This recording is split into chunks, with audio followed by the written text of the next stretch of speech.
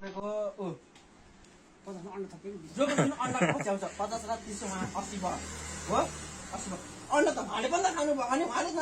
मेरो 60 रुपियाँ त मैले तिर्छु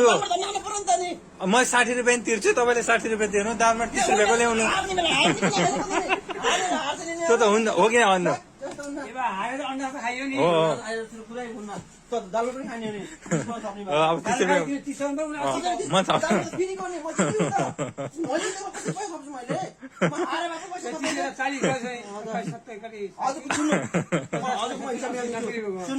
तपाईँले भनेको टाइगर बा तपाईँले भनेको ठिक छ मैले त्यही 80 रुपियाँ तिर्छु 50 यता अन्त 30 हो 80 रुपियाँले 20 थप्न परेन सदा उहाँको ठ्याक्कै जान्छ त मेरो हुन्न उहाँको अल्लाह हुन्न त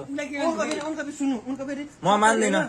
70 प्लस 10 रुपियाँ महिना प्लस 20 सही जान्छ नि त नि मेरो म त त्यो मान्दिन मेरो फेरि यति हो 20 त्यो त मान्दैन त्यो त हुन्न के त्यो त कहाँ त्यस्तो कुरा कहाँ हुन्छ गडबडी गर्नु भएन हुन्न मैले हुन्न भने खै म त आएर हेर्छु बरु आज कति महिना कति गर्थ्यो आज त्यो सब डेट मलाई हो 18 गते मैले हेर्छु